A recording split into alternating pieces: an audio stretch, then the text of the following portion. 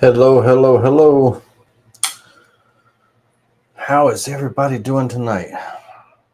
Most everybody is probably popped over checking out old IDC Woodcraft video. I got to figure out something about that because they go live at 8 o'clock as well too, and sometimes you folks might want to see what they got going on over there and all that stuff, and that's the same time as our live event here. Got to figure that out, so that way the people they're not missing out on something if they're like, I want to see both. How are y'all doing this evening? Hopefully you're doing very well. Tonight we're going to talk about, an important part of CNC machining is, holding our material and the different types of hold down options and all. And we're going to talk about the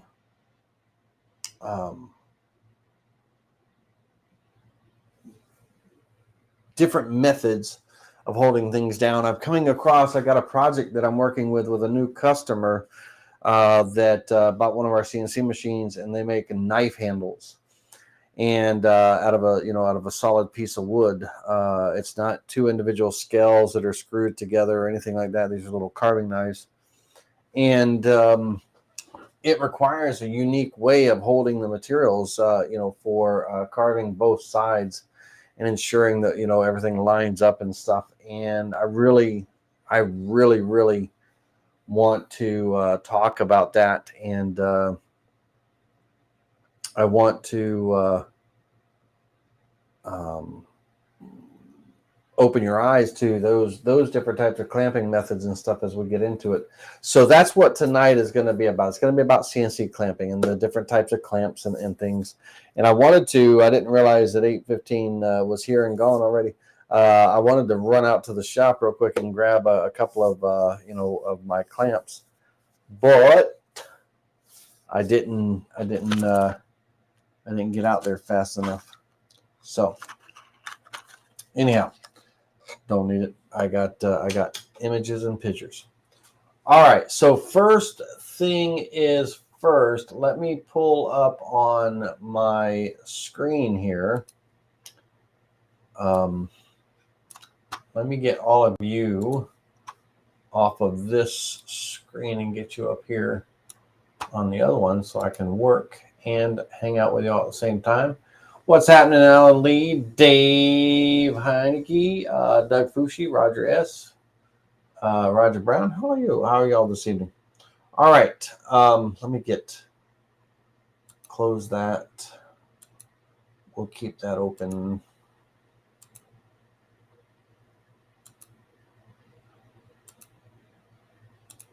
Close all this stuff.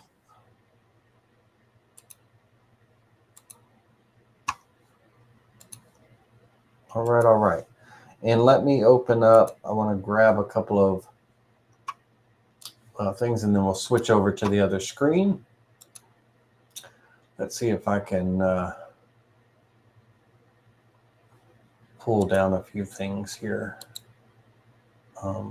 Save image as, and then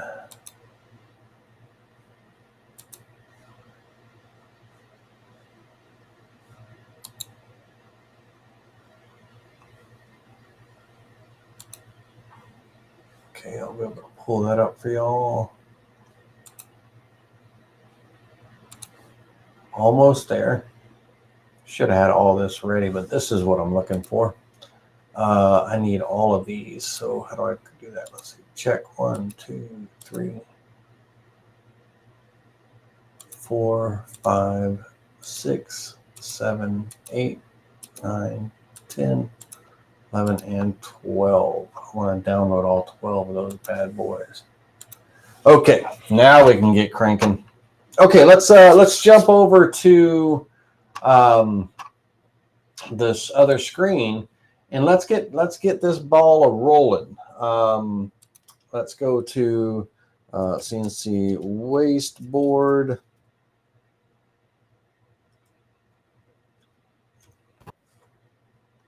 And a show of hands, a little bit of a survey.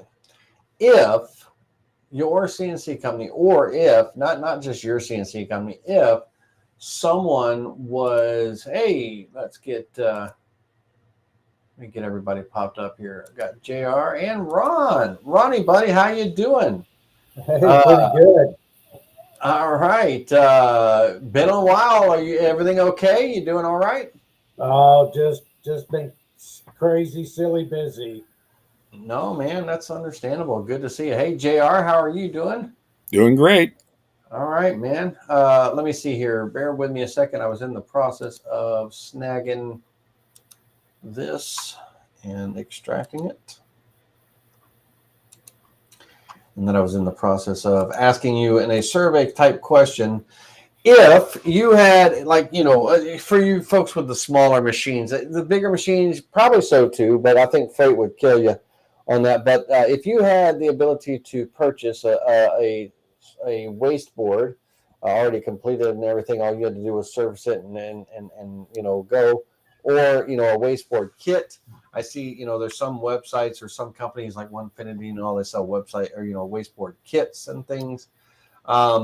Do you prefer to make your own wasteboard, or would you be open to buying wasteboards if they were already made? I'd love to see what you're and they were a decent price, with shipping. All you had to do was mount it to your table, run a small surfacing toolpath, and you were ready to rock and roll. Let me know. All right, let's switch over, guys. Ronnie, it's really good to see you, man. You hadn't been around the last couple of weeks, so I'm glad to see you. Good to see you. Good to be seen. Good to see you too. Yeah, and guys and girls, when it comes to wasteboards and clamping, and real quick, I'm going to be talking about these. Let me pull one out of the bag. I don't know why I had that was stupid trying to hold the bag up. Going to be talking about these little T-nuts here, and also going to be talking about nylon bolts, 1/4-20 nylon bolts and everything. So when you are making a wasteboard or something, or clamps or whatever the case may be, and you're worried that you might accidentally run into something, nylon bolts is a great way to go. They come in all different sizes and lengths, or you can actually, with them being nylon, you can cut them to the perfect length depending on what you want. All right, we're going to switch over. I'm going to share my screen. I think I'm going to share my screen if I remember how. There we go.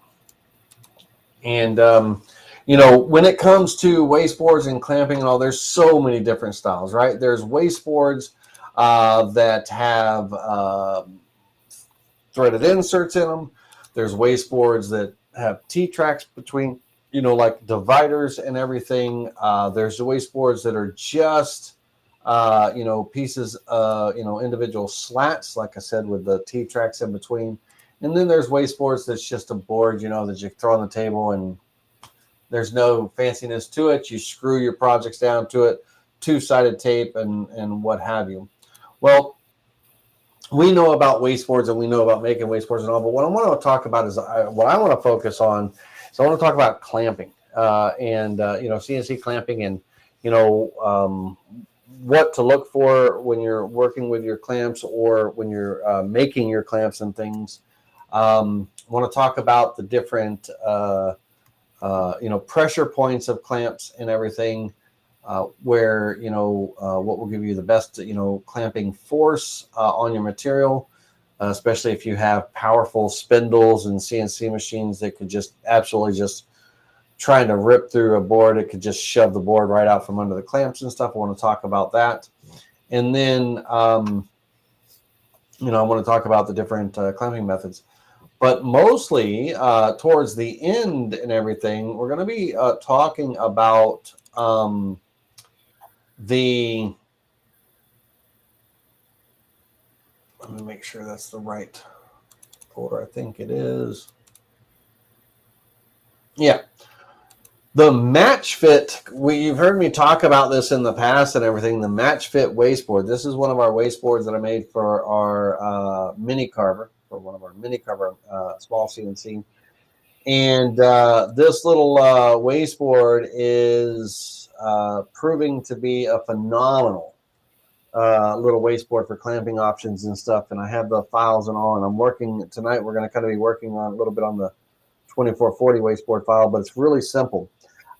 This particular, if I go large for a moment here, in the top corner here, this particular wasteboard uses the Matchfit dovetail router. It's just a 14-degree dovetail bit.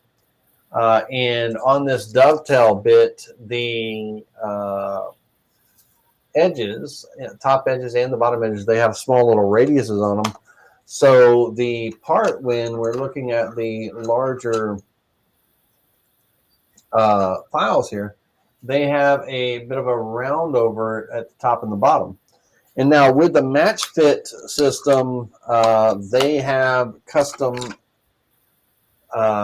little T-bolts, and these are green, so they're going to look invisible on my blue screen, but on my green screen. But these are dovetail-shaped little T-bolts and everything that fit into these, you know, and we're going to talk about making these too yourself out of wood or even out of plastic. I was about to evacuate, brother. I don't know what that was, but but the Matchfit system. Now these little holes and these little silver bushings, these are literally half-inch long, 3/8 inch OD bushings. They go into a 3/8 inch hole, half-inch long, and that's it. They're stainless steel or aluminum or whatever, you know, whatever you want. But these little guys act like a fence system for referencing your material, for, you know, referencing your material and everything. And it's very much just like, you know, I think Ronnie and I have talked about in the past about, you know, I think it was MTM Woods or whatever, the PVC pipe, you know, in the wasteboard, the PVC pipe holes. Well, this is the similar thing, but just on a smaller scale, right? Low, very low profile. These holes in the wasteboard, the holes are 3/8 inch in diameter and they're a 1/4 inch deep. These bushings are a half-inch long, so they're only sticking up a 1/4 inch. And the way that I have the wasteboard laid out, I mean, I can place these bushings in a variety of locations on the table, depending on, you know, if I need to clamp in the middle of the table or, you know, what have you. And the it works great.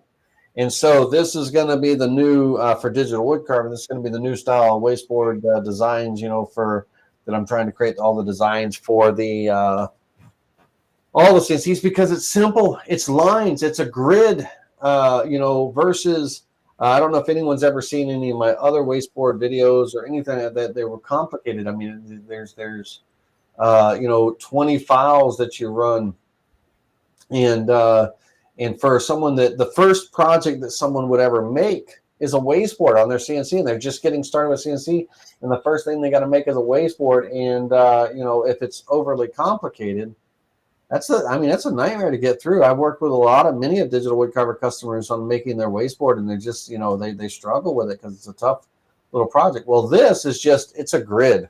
Now these particular grid spacings I have on the mini carver and the 2440, they're 3 inch by 3 inch, right? These little squares, you know, so the lines are, you know, 3 inches apart. They could be wider, shorter, narrower, whatever the case may be. But that led to me to have in these 3 inch areas these little 4 holes, so that I could add these little bushings anywhere on the table that I wanted to, and it you know, it's like a little champ. Now, if I have a close-up here, you'll see on this close-up, let me see if I can get a little bit closer. Right here, you'll see the roundover has a little bit of a lip right here on the part. And that's because the roundover starts 20 thousandths of an inch down below the surface, because the surface still has to get surfaced, right? And so all the grid and everything is cut, and everything is, starting, all the tool paths are starting at 0.02, and then they're cutting to 3/8 of an inch deep, and things like that, and a 1/4 inch deep. But that 0.02 start depth is because that 20 thousandths is going to get surfaced off, to flatten the wasteboard and everything. And so what this allows me to do on the smaller machines and everything, it allows me to actually make the wasteboards and, sell them if I wanted to, and things like that. And then once the people get them, they just surface them and they're good to go. But that's down the road. Right now, this is just for, testing and everything. But the nylon screws, countersunk nylon screws, wonderful, good, solid hold. And they are slick as snot, those little screws. And they're 3/4 inches long, 1/4 and that's what I got here. You can get them in up here in the corner. You can get them in. These are 1 inch. I got 1 inch here, but you can get them in little 16 packs or what have you. And this little mini carver uses. There's 3 rows of 5, so there's 15, and then the 2440 uses 25 of these screws and everything. But yeah, so this is the wasteboard that I just released. I got all the files, and I just released it to the people that came up to Indiana for the training classes in person. And I like it so much. I really do. I love it because it allows me to use these low profile clamps. And just for educational purposes, these low profile clamps, let me get out of here. Nope, that was the big, that was, let's try that again. Here. These are a 4-pack of Genmitsu, same people that make Sane Smart, CNCs and all. It's a 4-pack of these low profile toe clamps, if you will, side profile toe clamps and everything. And they are pretty slick little clamps. And so they're around $45 on sale. $45.99 is the typical price. I'm in my business account, so business pricing is $43. But for those of you that are interested, there's a copy of the link there, and for them. But I put the little Matchfit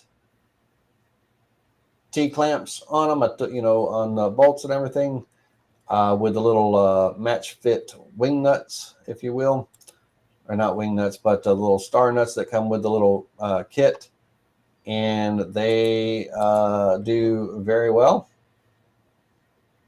right? So I like those and stuff like that. But anyway, long story short, so there's lots of different clamping options, and for me, all of my clamping options, whatever clamp I make.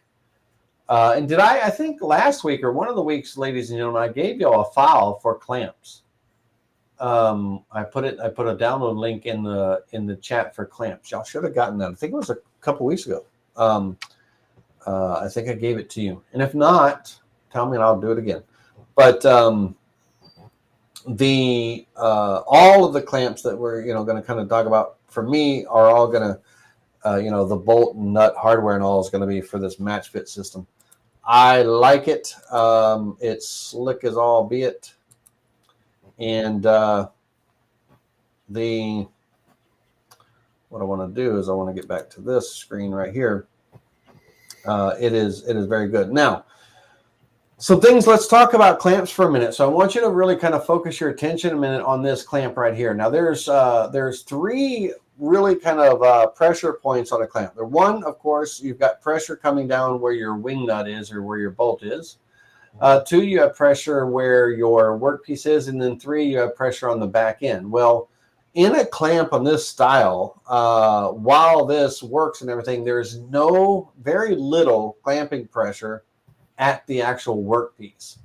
And so, on a smaller CNC, yeah, it would be, probably be okay to, hold that part, but you really want the back end to be elevated. So you're putting more force at the bit or at the workpiece, should I say. And when, what we want to try to do is when it comes to clamping is we want to try to be, pretty much level, or even the back end could be kicked up a little bit higher to put that down pressure, that down force on the workpiece when we're clamping and everything. And so a lot of clamps you will see have a some type of bolt or hardware in the back end that you can use to jack up that back end, and that's just changing that force multiplier to the the front of the clamp that's going to hold down your material.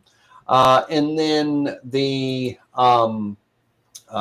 you have you'll see a lot of times clamps like this where this is kind of where it hooks onto the material. You've got your bolt for nice sliding, and then back here is usually it'll be tapped or a threaded insert, and that's where that rear end bolt's going to be to kind of jack up that back part. Or you might see clamps where they actually have like a little heel on them, if you will. It's made into the clamp, and that's just to kind of help elevate.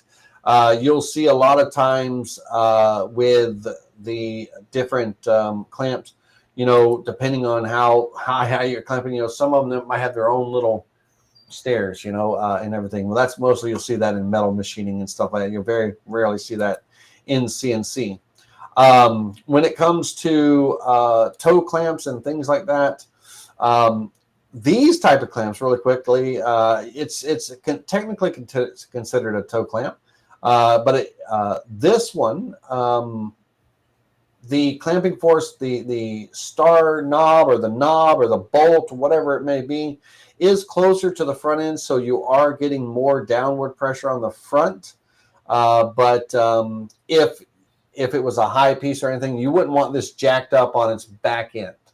You wouldn't want it jacked up on its back end or anything. You'd want to level it out, maybe put something underneath it.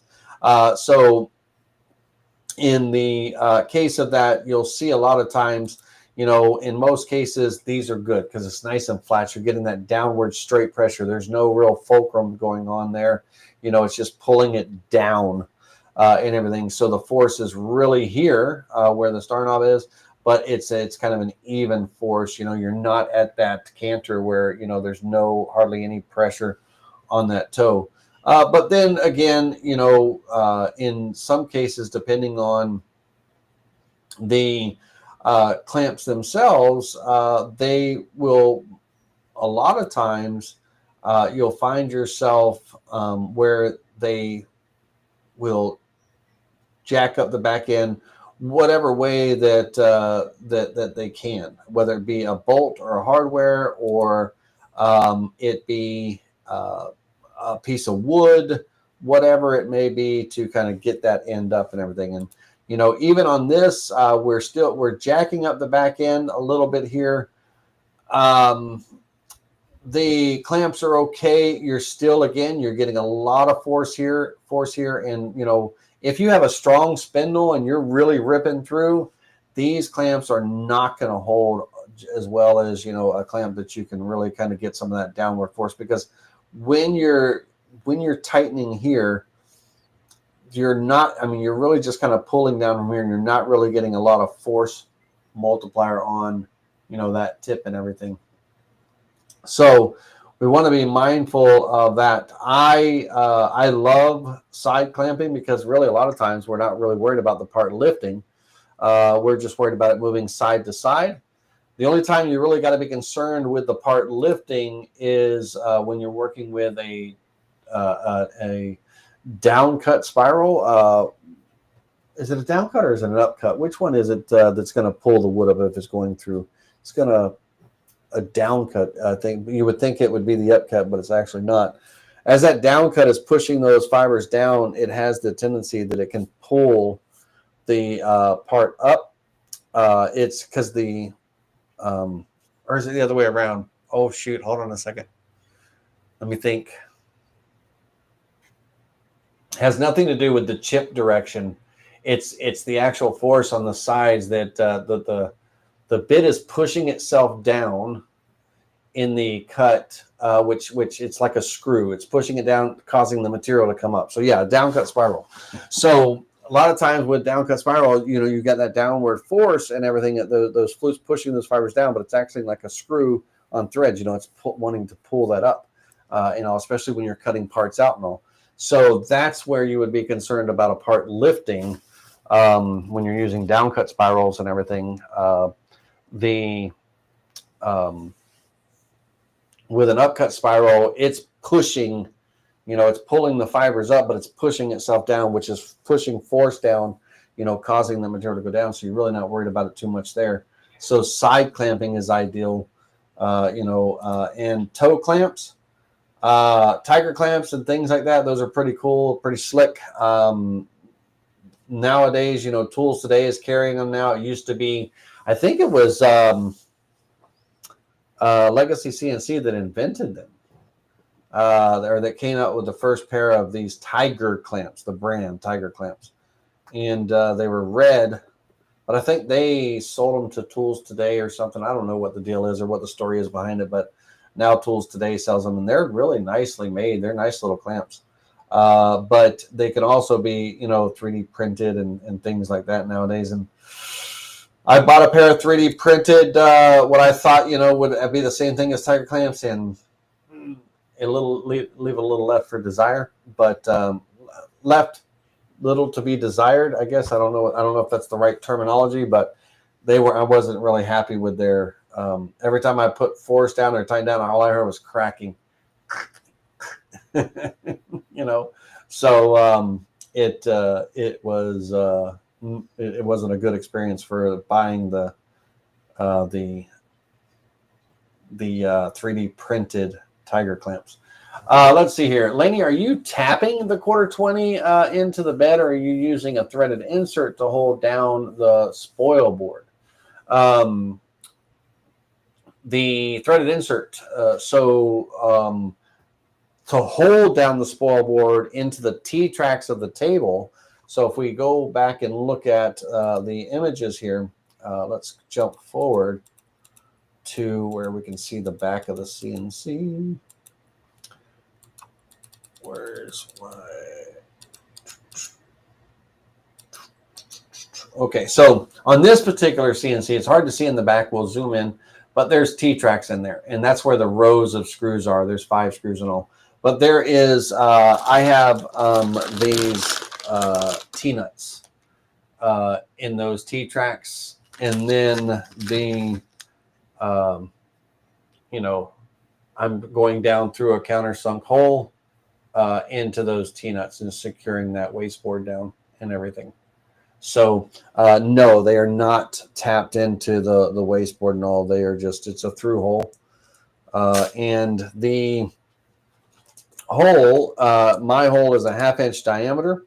That's what the size of the heads are on these, 1/2 inch diameter. So I'm like at my hole, if we actually looked at in Vectric, let's pop over to Vectric for a minute. And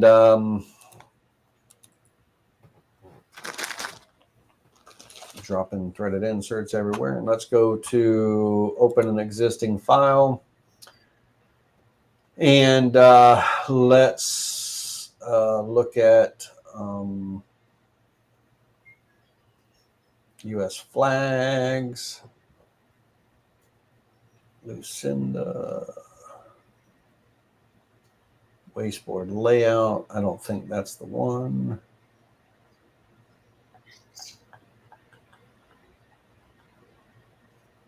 $2440 CNC wasteboard.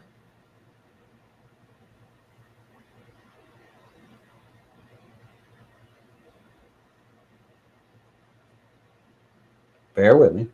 Bear with me. Let's see here. New plenum. No, it's not a plenum yet.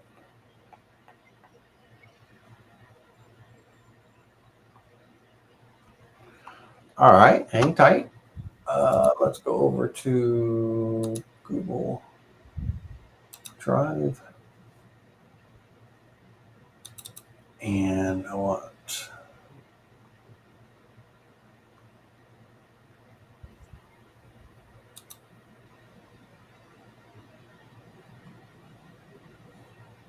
bear with me 2 seconds.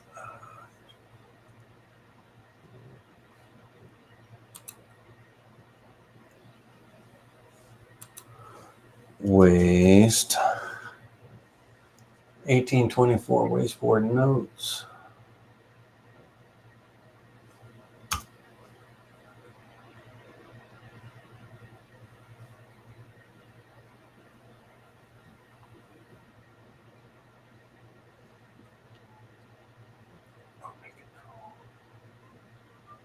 Hold on a minute, ladies and gentlemen. Why well,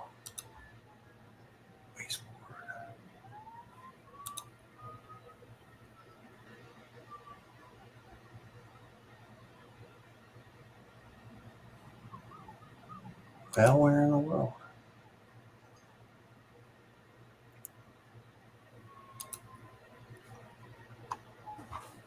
Okay, hold on a second. Now that can't be missing like that. Let's go over to here. That's the plenum. That's mini carver Matchfit. Jeez Louise, Matchfit Wasteboard here. Thank you. Gosh, scared me to death. I was like, what? All right. And the hold on, let me open up also file open the Matchfit 5846 521 mini carver cut. There we go. Let me open that one up. Okay, so the on the wasteboard. Oh, you saw it, gun.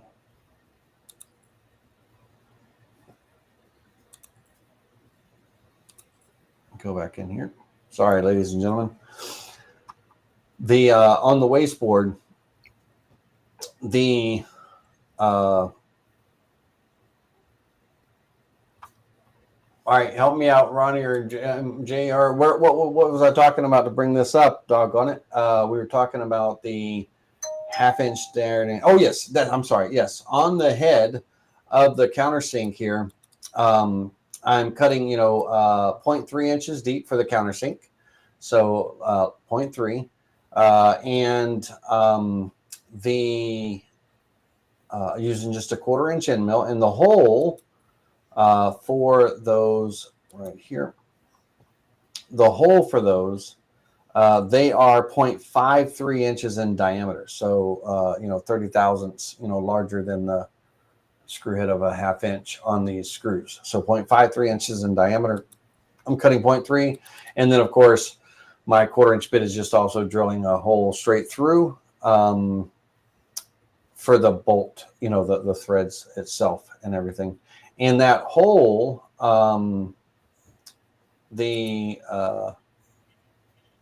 doesn't need to be any bigger or anything. It is, this fits just well right through it and stuff. So, but the hole is just countersunk and 0.3 inches down, and that's where the head is. Now, the thickness of this head, the reason why I like these nylon, the thickness of this head is only 0.15 inches thick. And in millimeters, if y'all are metric, boys and girls, that's 3.5 millimeters. And so it's not very thick at all, very low profile on these nylon bolts. And they're excellent. Now, if you're looking for a link to those, let me go here and go to orders. Orders.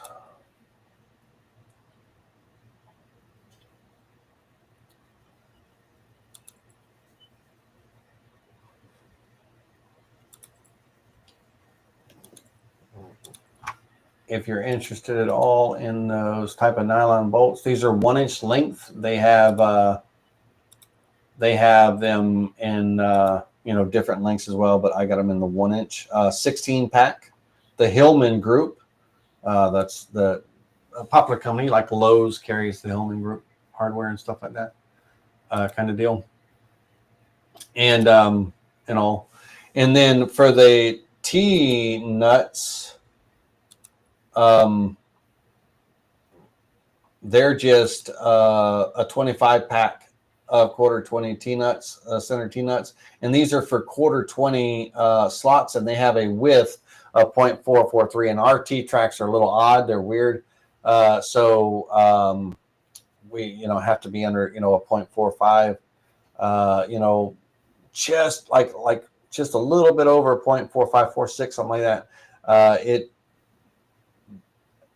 You're trying to shove that T slot through that T slot. So these are kind of, I picked the size that was just, where they slide really nicely and everything.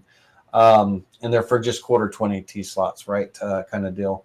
And that, so if any of you are looking for any of that, we can throw those in there. But so now for me, I am a new fan of the Matchfit system. And their Matchfit dovetail fit. I'm just going to do Matchfit Wasteboard. Matchfit Wasteboard. Now, got to give Onefinity, I think it was. I got to give them a shout out. They have this. I think it was Onefinity, but they came up with this design here of this little hold down clamp. This little U-shaped hold down clamp right here. Pretty slick because of this T right here. Very important. This T right there allows for all kinds of different positioning. Whether you're clamping on the short side, you're clamping on the corners on the long side. It can act as a cam, being off center and everything. Pretty slick design, mind you. And on that, looks like someone else kind of snagged that. I don't think this is a Onefinity site. I think someone else just grabbed it and said, "Hey, here's some hold downs." But anyhow, pretty slick. And then of course Matchfit has their own, like I said, their dovetail bit and their T slots, but they also have their own fence systems for CNC. They're really getting into the CNC. They have their hold downs. Now this kit right here is $114. It's a little bit of a bite. For a kit like this with the hold downs and the little cams and stuff like that. It's not cheap, that, and all that stuff can be made, on the CNC. But I have incorporated the Matchfit system throughout my shop for table saw jigs, router table jigs, my drill press table. It is now incorporated everywhere. And if you're in your waist area, you can see these openings here where you can drop those T slots down in the wasteboard. If I'm making the wasteboard for someone and I'm selling it to them, then I'm carving on right up to the edge on a larger board. If someone is making the wasteboard on their actual mini carver, then they will have openings. So their wasteboard will be 24 inches by 24 inches, but they will have slot openings where they can drop down the T-bolt, and slot openings accommodate these, and again, mine's green, so the green screen is going to kind of make it try to disappear, but they accommodate these little dovetails, and so that drops into the hole, and then it slides and stuff. So that particular wasteboard, when one is looking at it, preview all the tool paths. Not all the tool paths, because I do not know where that cut's coming right through the middle. Let's reset that. So let's see, which one was that one? Not that. That. So we'll turn that one off. Let's try that again without that particular tool path in the way. And yeah, some of these are old, some of these are new. But on this particular wasteboard, once again, the countersunk holes are for the nylon screws. And then these entry areas are for, being able to enter in. I can't wait till Vectric shows undercut so I could see the actual dovetail cut in here one day. You never know. But if someone was actually cutting the wasteboard using the files, it would look like this and everything to be within that 24 by 40 inch cutting area, because the router can only move so far on that 30-inch table, right? There's 6 inches. There's 3 inches on each side of the table that the router can't get to. That's these 3 inches here and everything. But I am a big advocate for anyone that's looking to make a wasteboard for their CNC and everything. There's some great videos that I have not made. They're not my videos. They're other people's videos. But the Matchfit Wasteboard on YouTube, instructional video from Microjig. There's another gentleman on YouTube that made the use the Matchfit system and all, and made a video on really good stuff there. Yeah, right here. Sorry, I'm sitting there looking right at it on his Shark CNC. Called it a game changer. That gentleman right there, and I wish it would show his name. Let's see, does it? No, but big old shout out to him. And looks like Woodcraft. So Woodcraft video and everything. And they're really becoming popular. Matchfit is kind of coming by storm because it's such an easy wasteboard to make. And there's lots of versatility to it and everything. So you can see those entries and stuff. And lots of options for hold downs. Big, small, doesn't matter what your table is and everything like that. Even here, they've also incorporated vacuum into the Matchfit system, where it can turn it into a vacuum hold down as well. So Rod Molina did that at Mountain Makers, but yeah, I like it. I love it to death, man. But I wish the price would go down a little bit on that kit right there. But I ended up buying the $10 and $16 little kit of all these little T-bolts, from the 1 inch all the way up to the ones where that are just the T-nuts with threaded insert inside. I ended up getting this little kit right here, as a matter of fact, on the screen. This little kit right here. I ended up getting a couple of those off of Amazon, and and then one of those, which is just the T-nuts. I didn't use their screws. I used my other screws. But and then after thinking about it for a while, I could make my own out of with a dovetail bit and HDPE plastic. I could make them out of wood and stuff like that, so I don't need to buy them and stuff. And I got threaded inserts, but sometimes it's easier just to buy them, right? But if I ever in a pinch, if I ever needed to make one, it's not hard to make at all. You're looking at a 14-degree, 3/8 inch wide, or 3/8 inch tall dovetail bit, 1/2 inch wide at the base, for those to fit in, perfectly and stuff.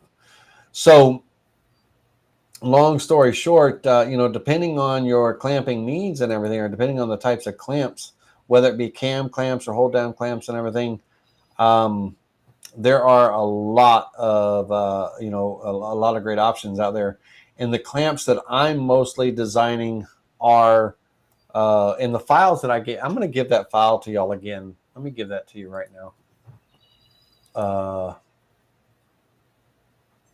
It's going to be in Spindle TV files, clamps, ABCD clamps.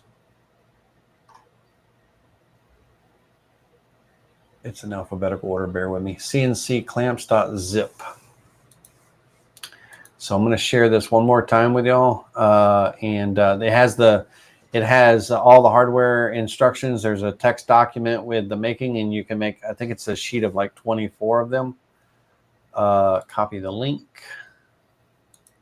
Give me 1 second. I'm so sorry. Share. Everybody with the link has access. And then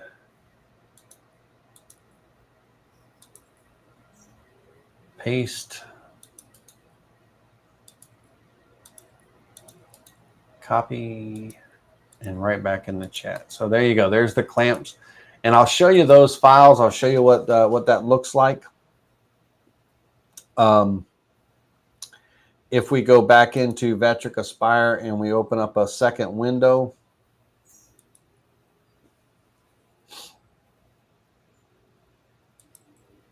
and we go over to downloads and type in clamps. Let's try that again, clamps.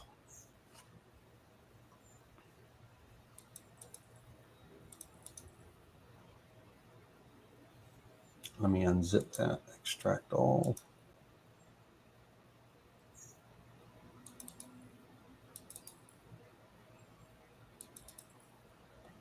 Extract all.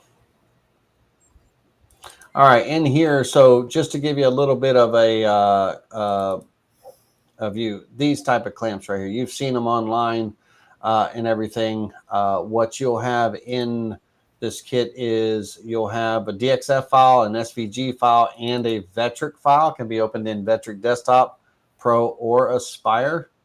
It's based on a 24-inch by 24-inch sheet. We are using a combination of 1/4-inch end mill and a 90-degree 1/2-inch V-bit to cut the little chamfer on the front. There is 1/4-inch end mill. There's 90-degree V-bit. That's the only 2 bits on the file. And then on the back hole, there is this elevator bolt that, you without the nut, you wouldn't use the nut, just that elevator bolt. And let's see if I can get it to threaded inserts, right? So the threaded inserts and the link for those threaded inserts for this bolt right here, they are there. And even the star knobs on Amazon, all the information is in that link. And then there's also photos. If you have to import the DXF or the SVG and you got to remake the toolpath, you can just make the toolpath based on the lines that are selected here in the drawing, and then create the toolpath just what you see right over on the right. So the 90-degree in your 3 different depths of cut, your pocket depths, and things like that. The T-bolts, the links for the T-bolts are there as well, but everything is in that folder, that link I just gave you. So there's a README text document that has all of the instructions and links to all the hardware and everything, size of the material and all that stuff that'll be there useful to you and all. So let's go through, and I want to talk to people. How many of you, by a show of hands in the chat, how many of you have graduated to you're only doing vacuum clamping and you don't use mechanical clamps anymore? It's all vacuum clamping for you. I want to see a show of hands on that. And then I also want to see, how many of you actually have or made a wasteboard using the Matchfit system if you haven't already. And then I also want to, in the chat, I'd love to see, if anybody answers has anyone made these clamps from the last time that I released the files to y'all or anything like that. That would be pretty cool to know. Now, let's talk about really quickly. I'm going to show you a project. I'm going to show you a little bit of a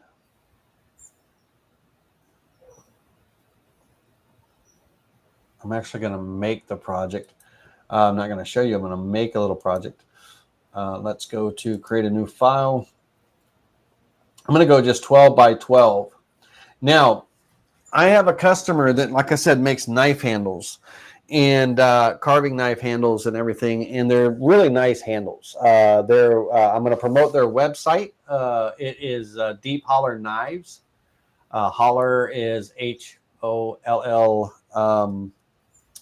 ER, deephollerknives.com, and they are based out of Iowa, I believe, and they make carving knives, carving knives for chip carving and things like that. Really, really nice little carving knives, and the on those knives and everything, most of them right now are handmade, but they're hoping they're getting a little bit more in demand now, and so they're hoping a little bit to be able to make some of these, blanks and these handles on the CNC. Well, it requires a two-sided project. It requires the parts to be able to be held while one side is carving and then flipped over into a jig and being held while the other side is carving. And the pieces of wood are only, 18 inches long. They're only about 1.5 inches wide and, an inch thick. So they get 3 knives out of each piece and everything. So there's no real room for clamps and things like that. So this two-sided project.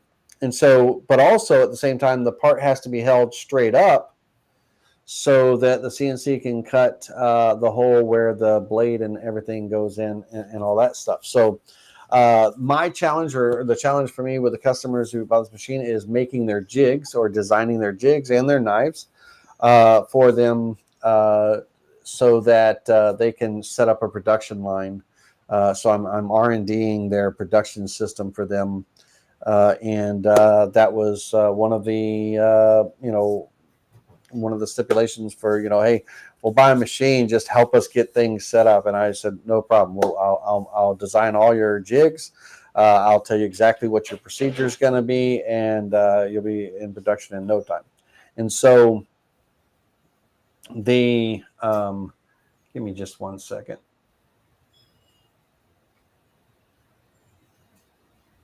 To activate chat, please enable channels. Not sure what happened. There we go. Okay. But the challenge is, coming in and making when the one side of the knives are carved, having, being able to flip and be, held into this jig, pressure fit held in, so the other side can get carved away. And there's no scrap left, when it's all said and done. It's just the handles. So then those handles come out, they'll go into a basket, and, they're just going to be dropping blanks in carving. And then they'll change their setup. They'll remove that jig and they'll put in the upright jig. And these knife handles have to fit perfectly in these pockets, upright, so and be secured properly so that the CNC can come down and, carve all the end holes and everything on the end of the knives. So each of those end holes on, where the blade is going to go, each of the holes on the end is, it's just a straight cut through. And it's all one solid piece handle. It's not 2 pieces screwed together or anything like that. And so that really sent me down the road of, these clamping. I use friction clamps all the time, jigs with coasters and things like that. I started out making coasters, when I first bought my CNC. one of the very first jigs I made was my coaster jig, where I have rows of four, a long ways this way, and I can make. I have on my small. I started off, I had a 2440, so I had a smaller table, and I have a bigger table, so now I have a bigger jig. But my parts are, I would take my 4-inch by 4-inch blanks at the table saw, cut all my boards down to 4-inch by 4-inch by ½ inch thick, and then some were 3/8. But every one of those blanks got popped into each of the squares in the jig, and that jig template was used to lay out the designs, and then the vector selection order told the CNC which order to cut in. And when one row was done and it was moved over to the next row, those blanks or those finished pieces were popped out and new blanks were put in. So that way it was just kind of creating a repeat, when I was doing monogram letters or, custom ones or whatever the case may be. And a lot of it was just a bunch of repeating and everything. Well, that led into, like, even today, my 4-inch dust hoods.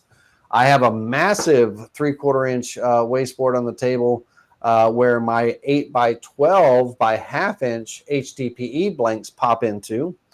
And when one side of them get carved, they flip over and they fall into another slot on the jig.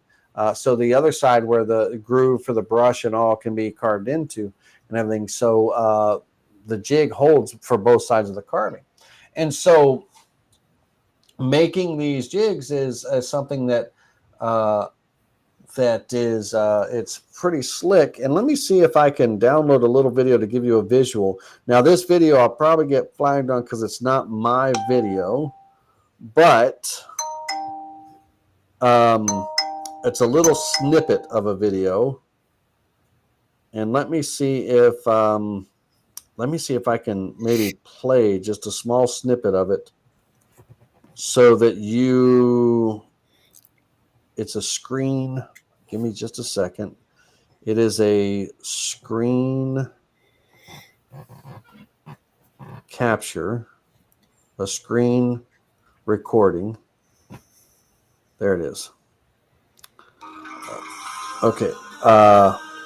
It's a screen recording. Now, this is not my video. Now, this is a CNC class. I want to give a big old shout out to them. So, see, hopefully they don't flag me or whatever, but big old shout out to them. I'm going to turn off the music in this video, so bear with me just for a second.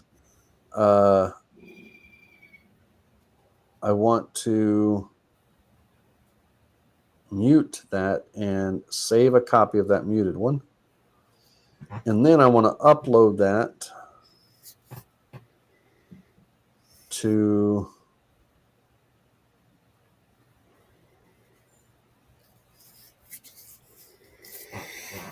the top. Now I want to open it up for you guys and girls. Let me open it up on the computer. It was on my phone. It was kind of like a little screen recording, but it'll give you an understanding of what I'm talking about. And I think these guys are wonderful. They're great teachers and everything. It's Boat Works or something like that. It's not Boat Works, the epoxy people, but it's someone else. Let me go to photos and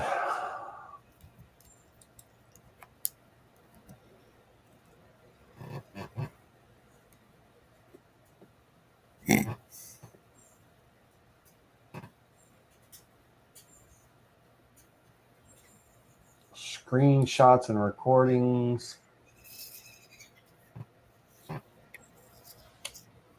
Okay, 2 seconds here, 2 seconds. Move.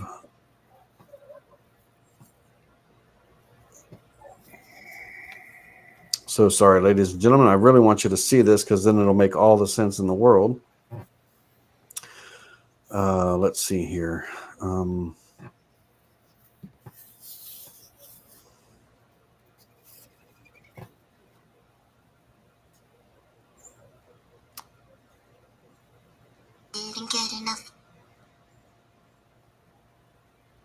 Come on, dude. Backed up, so it did go in. Refresh that.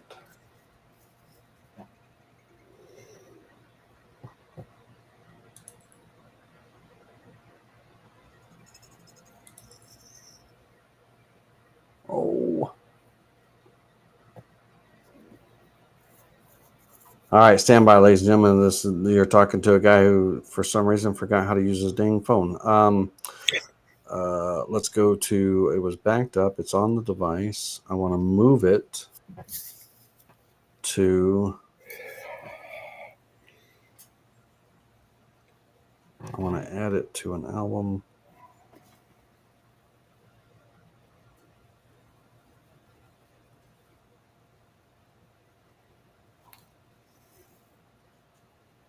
All right, I'm just going to see if I can. I'm going to go large on the camera. Let's just do it this way.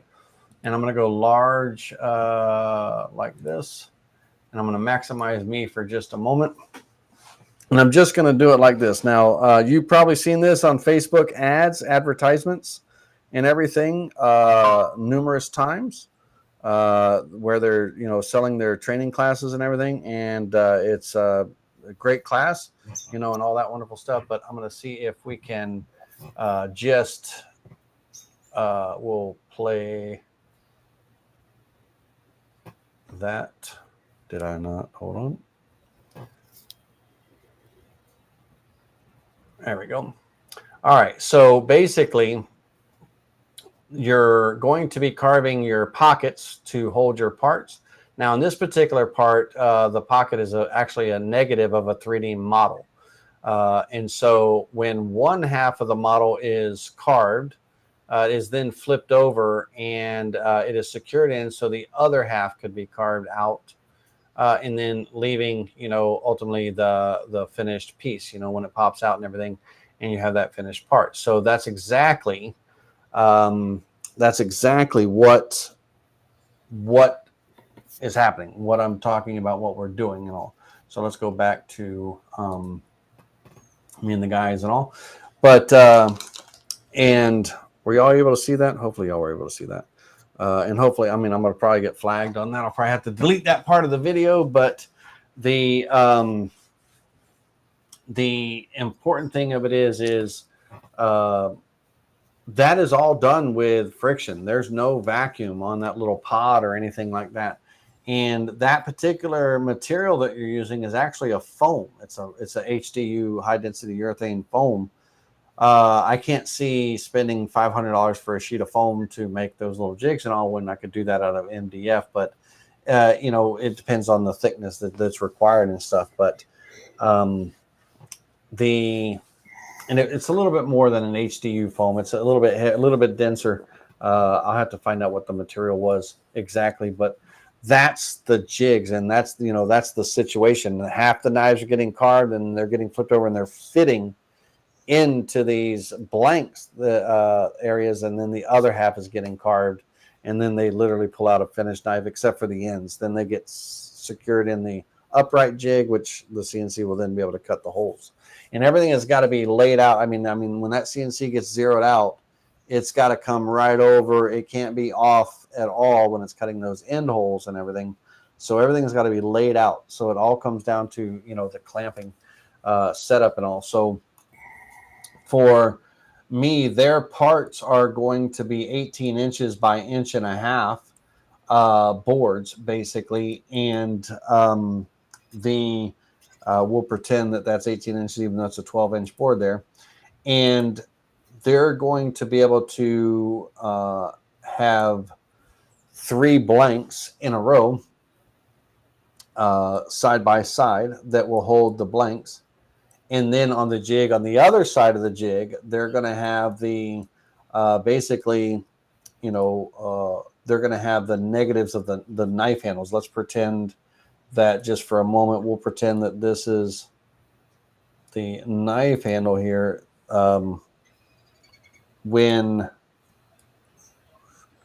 Let's hold down the control key. Pretend with me along. We'll get all those to fit so you're not too confused.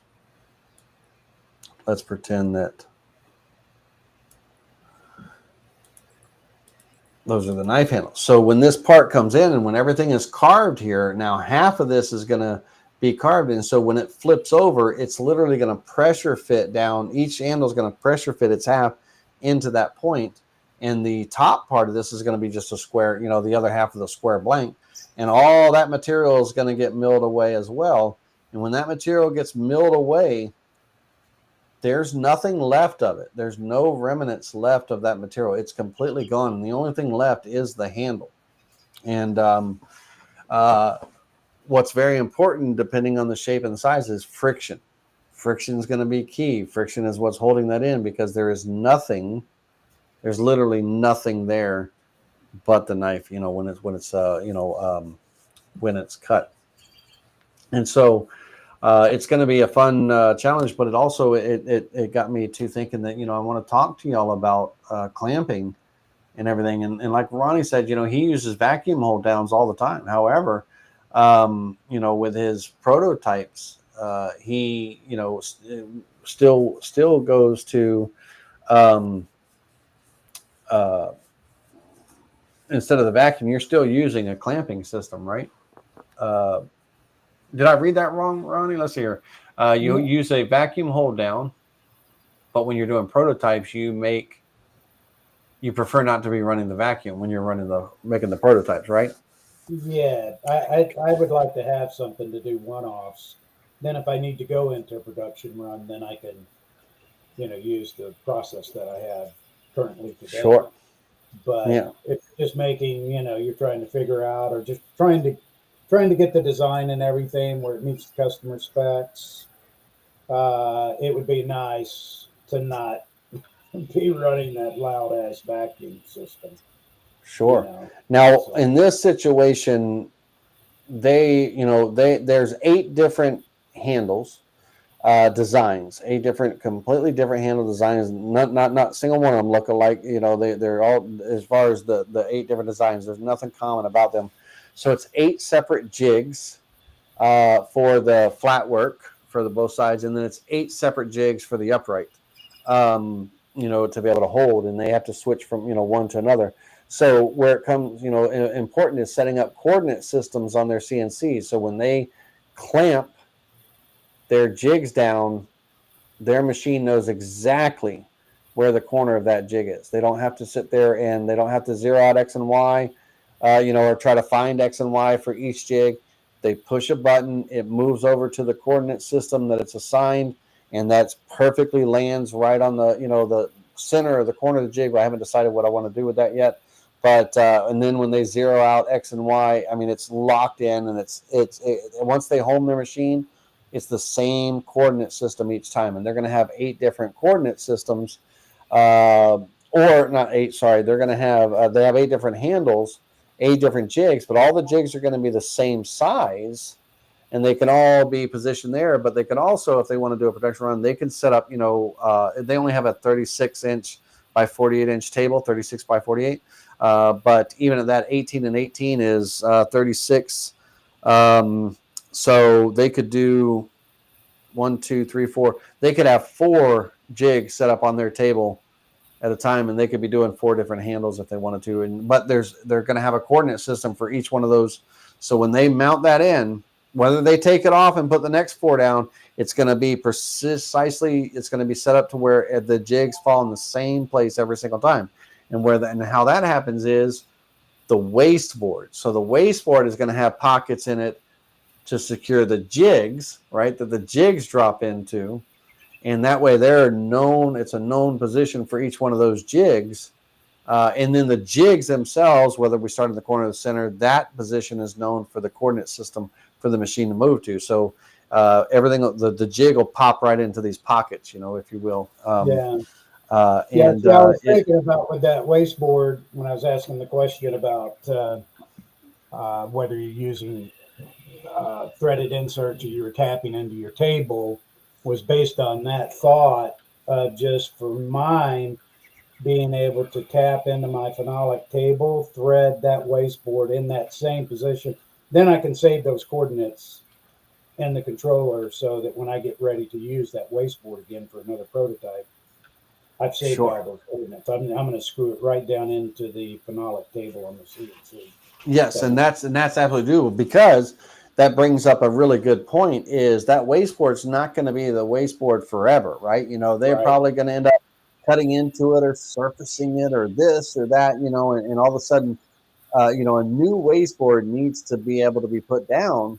And if the coordinate systems are based off of this wasteboard in this position, they don't want to have to, every time they change the wasteboard, they don't want to have to sit there and have to relocate all those coordinates and all. So doing something where you're just like what you're saying, that their wasteboard actually has holes that these are going into the T-track. So that leaves, in the smaller machines here, those are going into the T-track. So that means that wasteboard can be slid back and forth and tightened down. But in the case of this, they do have, they have phenolic rubber on their, it's not very thick, but they have rubber on their aluminum table. But very much so, an insert could be put in, or some type of stop system on the sides, to where when if they have let's say that they have a 36-inch by 47-inch wasteboard, right?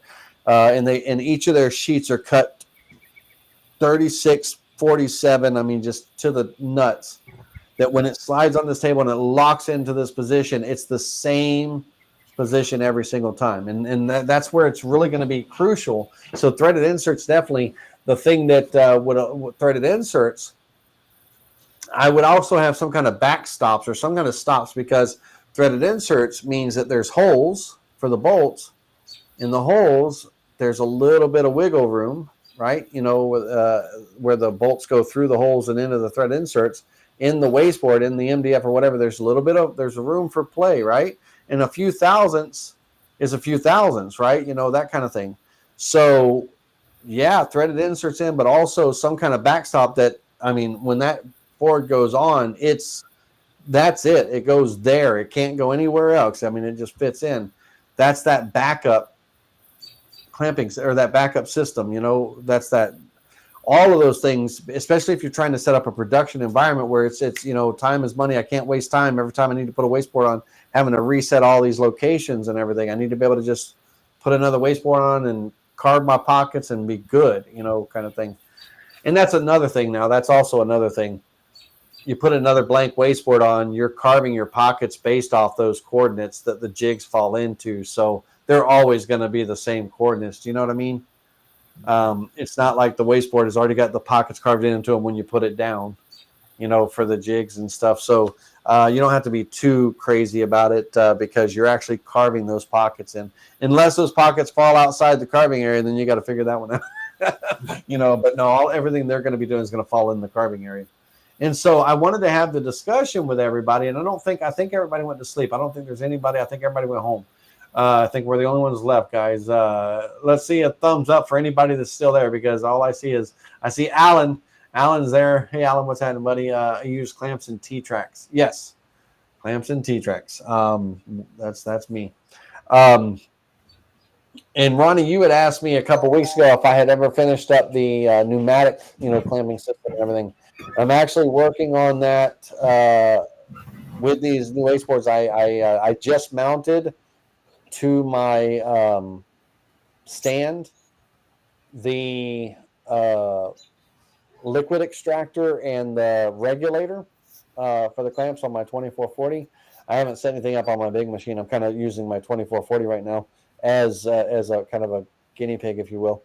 But I got the regulator and the water separator, I guess you want to call it, whatever, mounted.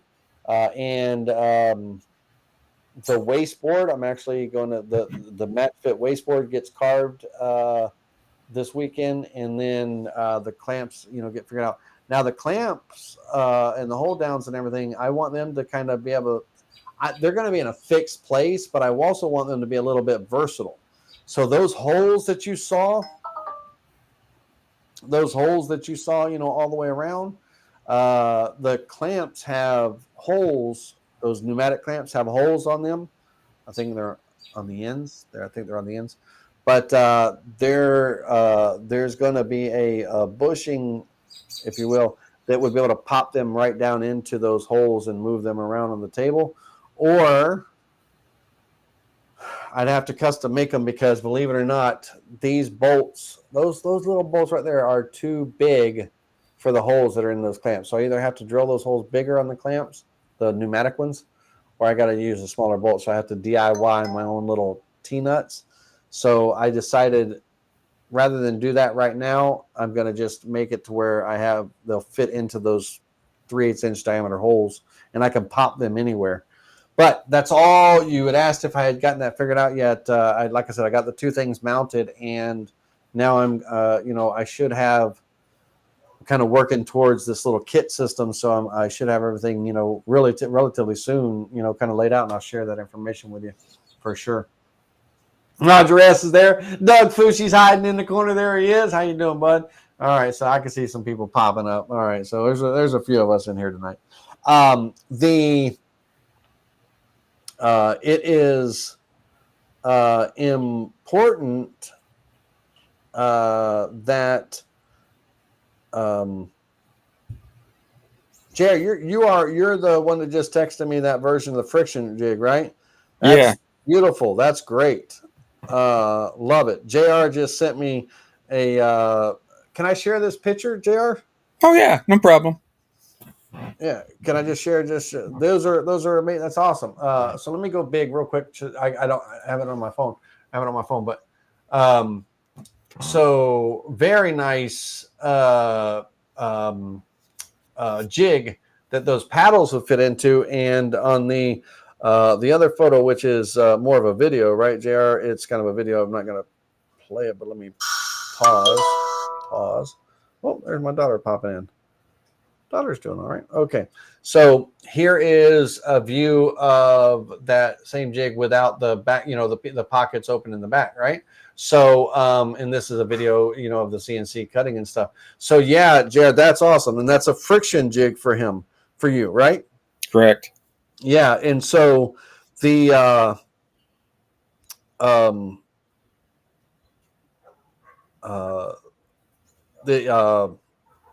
what the hell are they called? They're just paddles, right? I'm sure there's a name to them. They're actually salt and pepper shakers holders. Oh, nice. No kidding. Yeah, it's for my basket weaving client. Well, that's great. Yeah, that's awesome. So anyhow, no, friction jigs are great. I love friction jigs. Now, no vacuum on them. They're just pressure fit, right? It's all friction, right? Yep. And so it's important. And now on these little knife handles and everything, I mean, it's going to be important that when this router is coming through and carving the other half of these handles, that let's call it a 1/2 inch piece of material, all that meat away, and then it's shaping the 3D finish bit is shaping the 3D carve. Well, at that time, when the rough cut's done, the material's gone. It's only they're in their pockets now. It's just those 3 pieces that are getting finish cut and everything. There's nothing quite there yet because they don't want no tabs, no nothing. When it comes off the CNC, it's other than a few minor bits of sanding and everything. They want to just there's some touch up edge sanding where the two halves get milled, but that's it. And so friction is going to play a big role.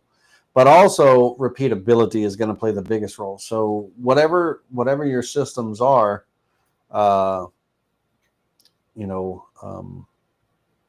if you're going to do mechanical clamps and everything, just remember that, try not to be too high up on your material where the back end of that clamp is down. Level yourself out somehow or another, and get that downward pressure. That'll keep your parts from sliding out from under the clamps most often and all.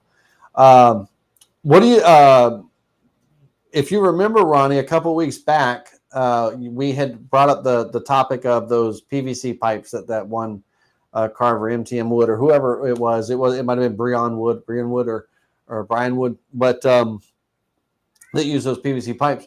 What do you think about those little bushings? They're slick now. They hold good, as far as stops. But I really like that. Just seeing what you were showing there initially, I'd like to get something put together pretty quick. I'd like to have this piece on to be able to go and grab for like I'm saying, just doing this prototyping. Did he come Right. in like a bronze or a brass? I'm sure they do. Let me grab, give me just a second. I keep saying, sorry, folks. That's annoying to listen to, but give me just 1 second and let me, just did it again. Let me see if I can, stop saying, orders. Those were ordered on my, not my business account. They were ordered on my personal account because I'm not reselling. Let's see here. There we go. All right, let me grab that. Copy that. And over here on our screen, let's minimize this and go back here and paste and go. All right, so these bushings, they are literally 1/4 inch bore, right? 1/4 inch hole there. 3/8 inch OD, 1/2 inch in length, standoff bushings. These are just a plain finish, metal spacers and all. That is all they are. But if we were to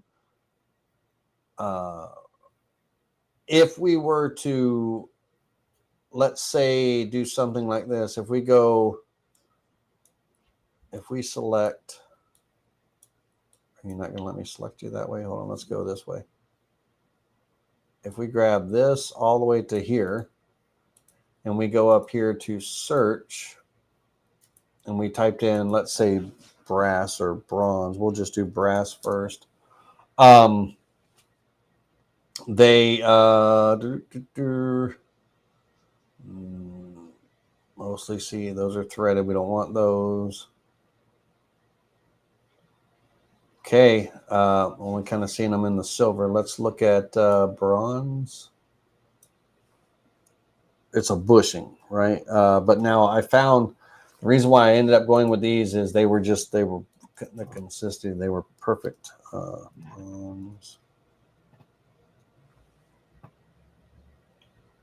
So they do come in a black.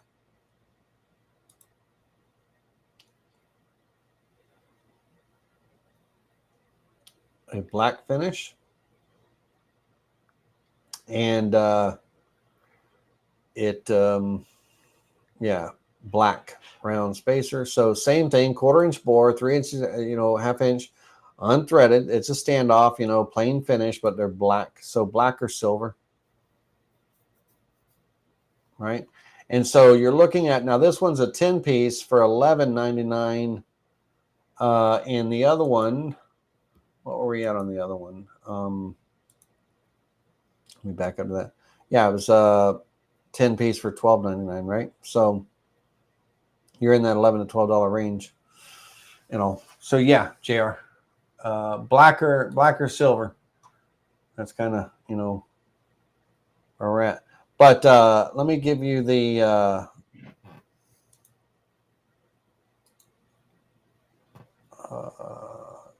1/2 inch 3OD. Yeah, that's them.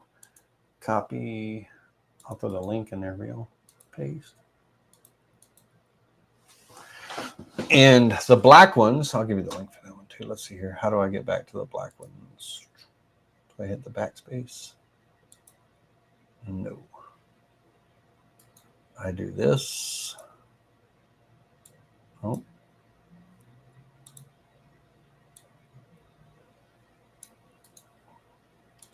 Copy. Paste that there and put in the word black right here.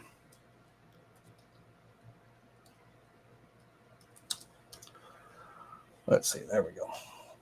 1/4 inch bore, 3/8 inch OD, 1/2 inch length.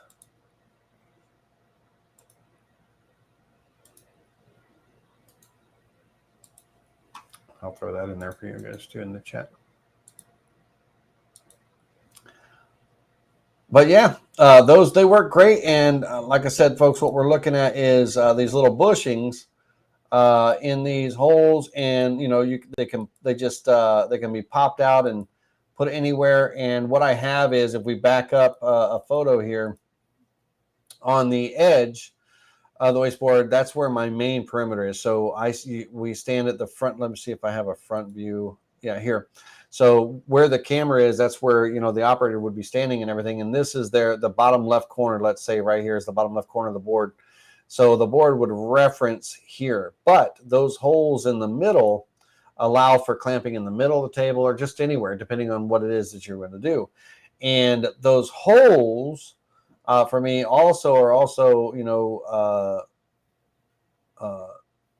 they're known locations, and I can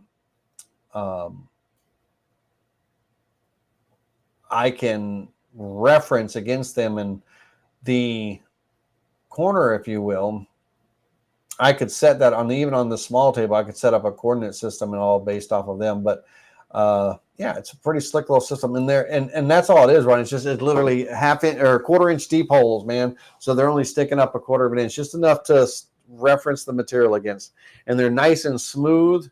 So and as long as your holes are straight, they're nice and straight. So there's no. It's just a nice it's a nice reference, 90 degree or whatever. Slick for me. I mean, it's just I spend a lot of time when I'm R&Ding something.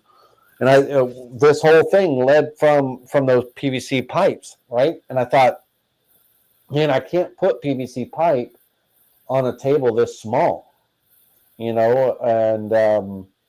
thought, so I got to reduce that down. What's smaller than a piece of PVC pipe? And I was looking at copper pipe and this and that and things like that, which could work too. But then on the copper pipe, I'm getting down to, after a quarter inch or whatever the size was, half inch, then you're into tubes, and there's nothing consistent about the tube. I didn't want to have to cut anything. So that led me to these bushings, and these bushings are, I mean, they're stout, thick wall. But, I thought, oh no, this is great. And it's great, even though they're small, it's great for any size table, honestly, in my opinion. They're very low profile. It's just enough to reference the material against, So I like the idea too of not having the expense of the T-track. Yes. Yeah, and exactly right. Setting that and fitting that in there. More time. For sure. Yep. And really quickly, McMaster Car. I always forget about. I use McMaster Car a lot for my dust brush, my bristle brushes, and all and stuff. In some hardware as well too. McMaster Car is great, and they have the bushings as well too, folks. But yes, if you're talking about like in lieu of the T-track, and everything. To me, it's just so much. And here's the thing. Here's what I got away from. I did a class not too long ago where I was making a wasteboard, and I was talking about putting T-tracks in and everything. And when I was milling down the 3/8 of an inch pockets on my 3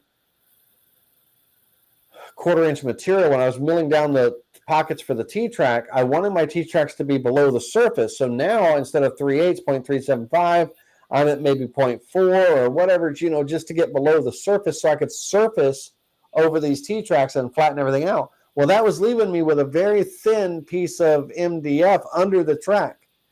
And I wasn't there. Now, what am I bolting to? What am I, with these screws and everything? So then I was thinking, because if my holes did not line up with my T-slots, and in this particular instance, this particular machine only has 3 T-tracks across the table.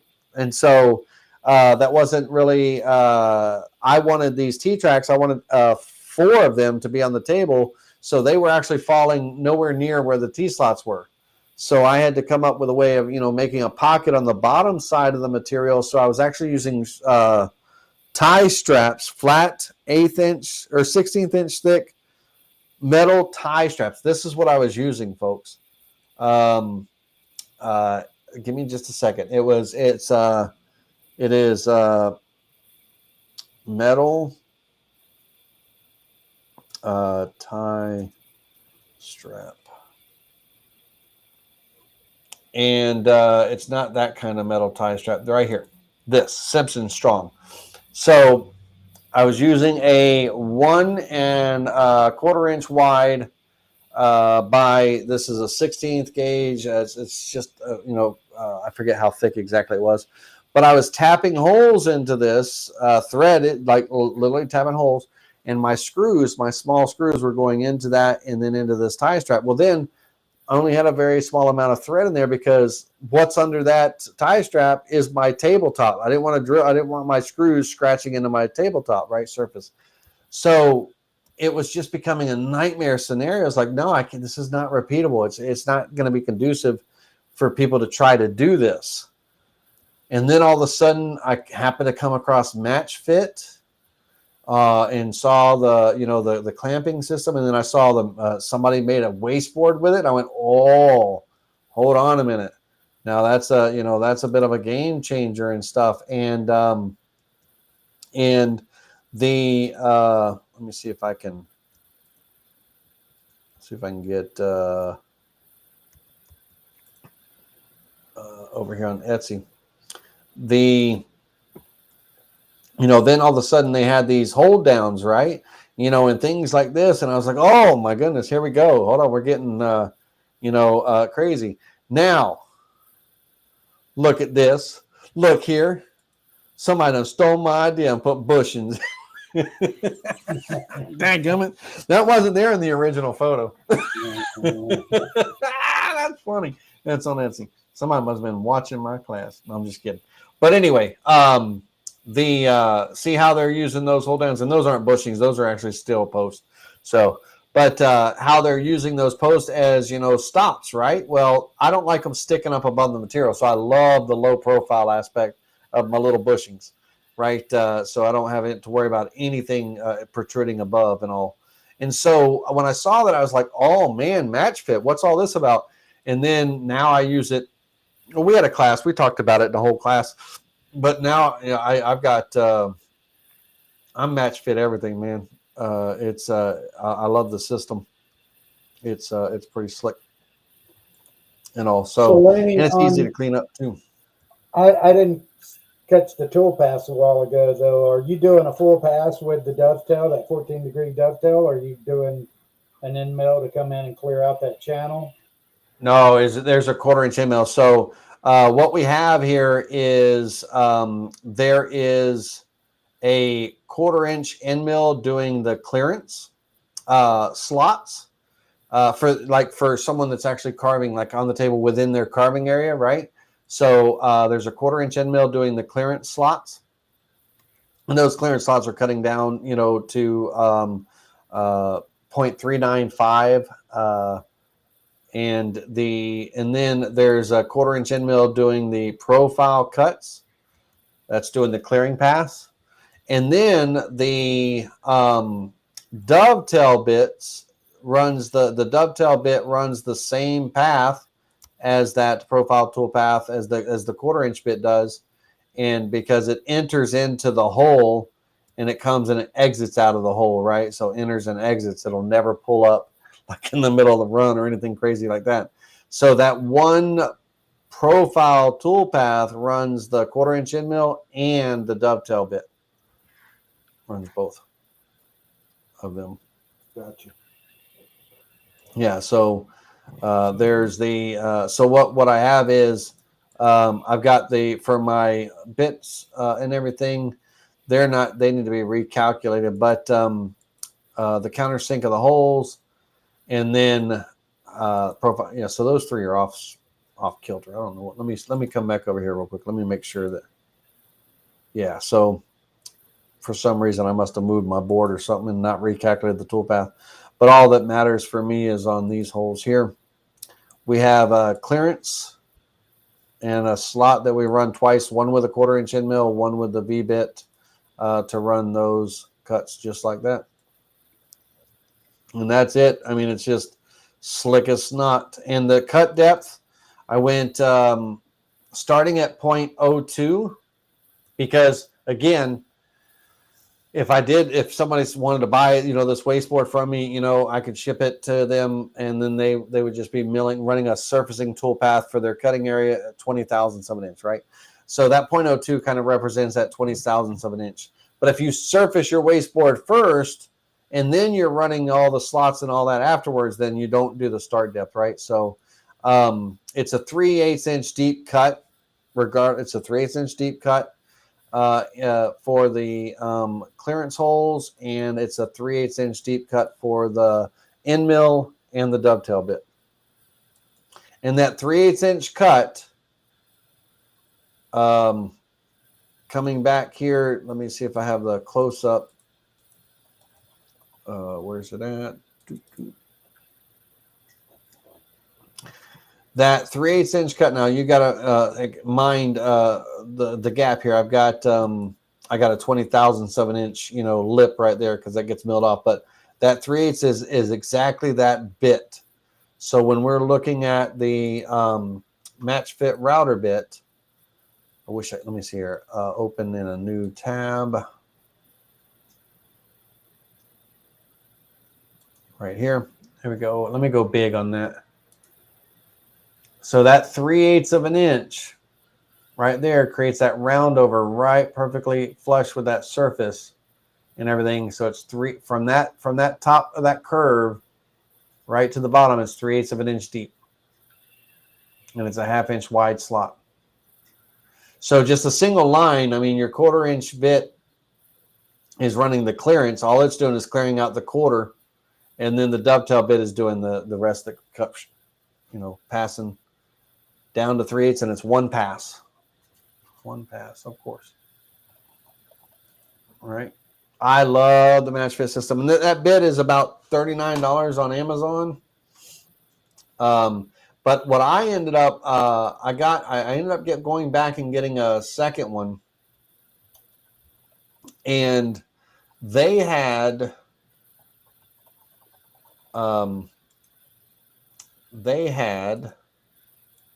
bear with me a second. I'm on Amazon. Hold on. Matchfit dovetail. Oh, come on. Why is it nothing typing? Oh, there we go. All right, one more time. Matchfit dovetail bit kit. And they have this. Where is it at? So this is the first one. It's $28. I bought the one with the 1/4 inch shank. They do have one with a 1/2 inch shank, but they also have the 1/4 inch clearing bit too now. But I just used a 1/4 inch end mill, right? What I ended up doing is I ended up getting a couple of clamps. I bought them individually by themselves first. Where were they at? They were right here. So the 2-piece kit of clamps, and I needed some more clamps, and I wanted to get a backup router bit. So I ended up getting this kit right here that had nope, it wasn't that one. It only had it didn't have the clearance bit in there. It only had the clearance bit.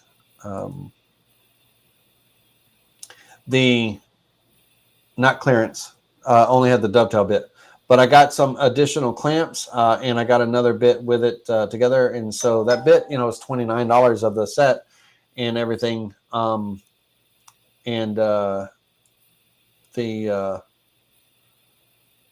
Because now I'm using it, like I said, I'm clamping. I got clamping jigs and all kinds of stuff. My table saw sled, crosscut sled, and all. And ladies and gentlemen, for those of you who might be digital woodcarver customers and you own a 2440 and you happen to have the joint maker jig in your shop and you may have never have used it, for those of you who are wondering what in the world I'm talking about, the joint maker jig allows you to do things like decorative joints, finger joints, dovetail joints, and things like that. It allows it mounts off the front of the table, so it allows you to clamp boards. That's me. Hey, allows you to clamp boards vertically and horizontally to cut on the ends, right? Well, if we were to look at, give me just a second. If we were to look at if we were to look at joint jig right here. Oh, hey, this is my video, YouTube. I made this video. This is me. Let me mute it. We don't need to hear you. Okay, so where the boards get held and everything, right, on the joint maker jig, the in between these two arms, got a little Matchfit plate now, you know, so I can clamp at an angle and all that stuff. I got a little bit more versatility because originally the let me see if I can jump over to where jump right here. All right, pause for a second. Pause, hide, pause. So originally, you know, clamping is these bars coming across, right? So, and now I could, you know, I can angle the bars and everything and kind of, you know, set up angles, but it's really not, it was a little difficult and all. But now I have a part that fits right in the middle here that has Matchfit grooves on it. So my board's getting clamped to that. And so that gives me a little bit of, you know, I can do angles and things, you know, for my mortise and tenon frames and stuff. But yeah, so I'm using the Matchfit everywhere. Because when I made this video, I thought, man, it would have been nice to because we did a little video. Burl and I did a little live event, a Memorial Day event. And I was like, man, it would have been nice to show. It would have been nice to be able to show, like, you know, cutting a board at an angle, doing like a miter joint, you know, mortise and tenon and everything. And so it led me to making a little plate that I can mount there. And it's got all the slots, so I can turn whatever angle now I want to. I got a little angle board, 45 degree and all that I can clamp on. And my other board rests on it, so it's already at that perfect angle. But I'm loving the Matchfit system, right? So that's what I wanted to have a talk with everybody about. And that's all. I mean, I can't harp on it no more. We've been an hour and 45 minutes into, you know, talking about this. But the jigs that I'm putting together for the upright, I'm going to be using these type of furniture bolts for the side pieces. They're going to be freestanding. They're going to mount, but they're going to be freestanding. So I got to make supports, and also I was looking at hardware for those. But yeah, ladies and gentlemen,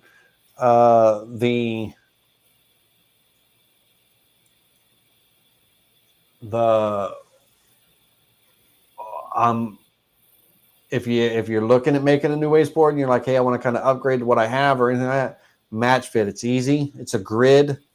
I like my 3-inch by 3-inch spacing. I like it.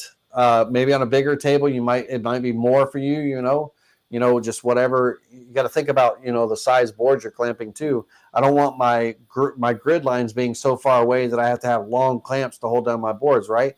So that 3-inch by 3-inch, I got a grid line. You know, every 3 inches by 3 inches is perfect for me. You know, you just got to think about your spacing and all that stuff, and then the holes. Basically in that 3-inch kind of square, if you will, I just got the holes spaced apart. I've got the holes. Let me turn them back on. They are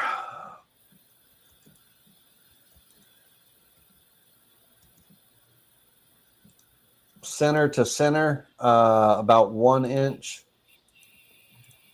1.04, and they fall odd because I've moved these around and copied and pasted, but they're about 1 inch apart.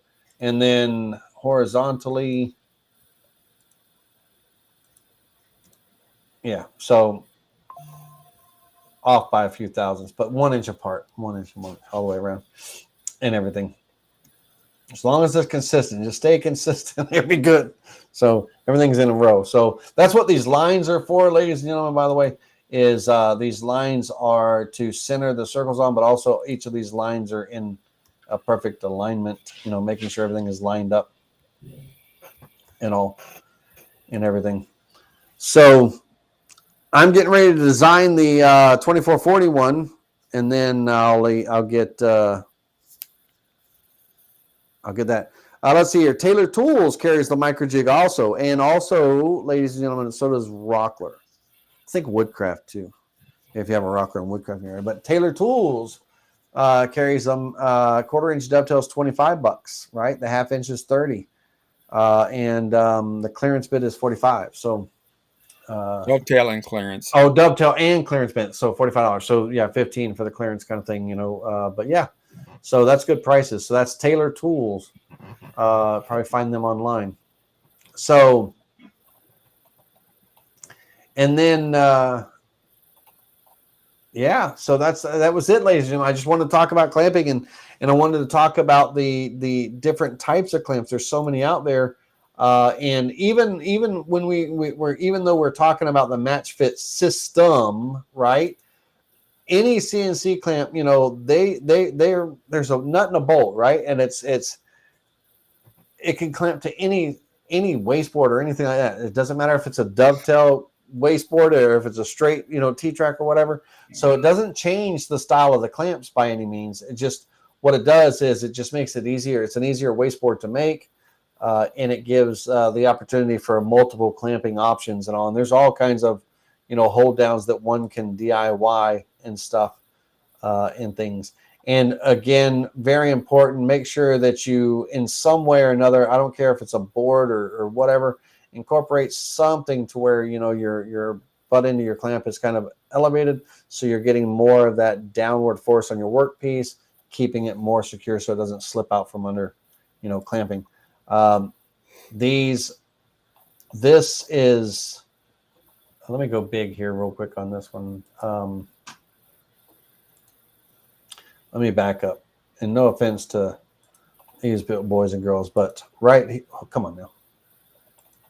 Well, let me zoom in, but right here, that clamp right there might be good, you know, for a lot of, you know, smaller machines and everything like that. But you get a machine with a lot of force behind it and a spindle just ripping through, there's really hardly any force, you know, multiplier on that workpiece. You really want to elevate your back end and everything, you know, to get that that downward pressure on that front nose and all. So it's important, and it's you know, it's not a tip. I mean, everybody probably knows that already, but it's just good information to know. All right. Well, gentlemen, where y'all at? Let me go big and small. There we go. I appreciate y'all hanging out with me tonight again. And Roger S., Alan Lee, thanks for hanging out with me. And Doug Fushi, Roger Brown, as always, Dave Heineke. Thanks for, let me see, I want to make sure I don't miss anybody. I got Ronnie. Ronnie, it's good to see you again, man. It really is. Yeah, Ron Bishop. So Keith Kessler's there. Hey, Keith. Keith, you're a Mini Carver owner, and you're local. If you ever want to make a wasteboard and all that, and you want to be a tester for me, prototype tester on these tool paths that I have and everything, I could always use a second opinion. I got my Mini Carver, but I don't need to be making 100 wasteboards off just for that one machine. But let me know, because you're not too far down the road. All right, Kool-Aid, thank you very much. Thanks, everybody. Hey, Ronnie, y'all have anything to say? Got anything to promote or anything like that? That you know, any shout outs or anything? Or nothing right now. I do have some maybe a one-on-one I want to get with you upcoming in the next 2 weeks, because I've got to get faster. Right now I'm hand routing all of these quadrant hinges. I like it, but they're real pain in the butt. Quadrant hinges are, just because you have that deep mortise that you have to put in there for that little arm piece. But I'm thinking, why am I hand routing these out with a template when I have this CNC sitting over here? Sure. I'd love to work with you on the same time, but I'd love to work with you on something like that. You know, design whatever, you know, to help you out with that. I love R&D and stuff. So anything like that, just hit me up. Literally hit me up. Let me know. And Jared, what about you? Got anything you need to promote or anything like that? Any announcements or anything? Nah, just the same thing. I'll be getting. I've talked with you about my laser and my hold down problem that coming up, but I just got to Yeah. find the time to sit down with you. Sounds good. And also, everybody, I don't know exactly what the date is. I think it's going to be a Thursday night, but this really doesn't apply to anyone but digital woodcarver owners. If you're part of my members and you're a digital woodcarver CNC owner, I'm going to be putting out a live video. It's going to be very important. It's still a couple weeks away because I want to make sure we're going to do a lot of marketing because I want to make sure that as many of our owners attend as possible because it's going to be talking about the new release of Planet CNC TNG, the new changes in the software, and what that means for you. It's going to talk about who should update, who shouldn't, what is all involved in updating, and and everything. So stay tuned and keep an ear out for those announcements that are going to be coming out over the next few days and everything once I start getting going, because it's going to be very important that everybody's on the same page. Because if you're an individual that if something changes in your routine and it's just a mind trip and it just throws your whole world upside down, then the update is not for you. But I highly recommend you should read the book "Who Moved My Cheese." It talks about how to adapt and get used to change. But because there's some major changes to your whole mindset and your way of thinking when it comes to your digital wood carvers, what you can do with them, what you've been doing versus what you will be doing. And so stay tuned for those big announcements if anyone's a digital wood carver owner listening. And it's not scary. It's not anything bad. It's just it's going to be something that will require you to change your whole what you've learned. Right? You're going to be learning something a little bit different, and it's going to just it'll be easy to adapt to. It's just one screen versus another. All right, ladies and gentlemen, y'all have a wonderful day. Does your Planet CNC software work with any controllers or all controllers? Planet CNC is a motion controller, so it's a hardware software package. So the control board, the brain of the CNC machine, your CNC machine would have to be in the your Mach 4 board or whatever board would have to be removed, and you would put a Planet CNC controller board in and the software with that and everything. So and they have a 4-axis board and they have a 9-axis board. If you have a lot of axes and stuff like that. All right, ladies and gentlemen, we'll catch you next time. We will have a class tomorrow night, and we'll go from there. All right, thanks, everybody. See you, JR. See you, Ronnie.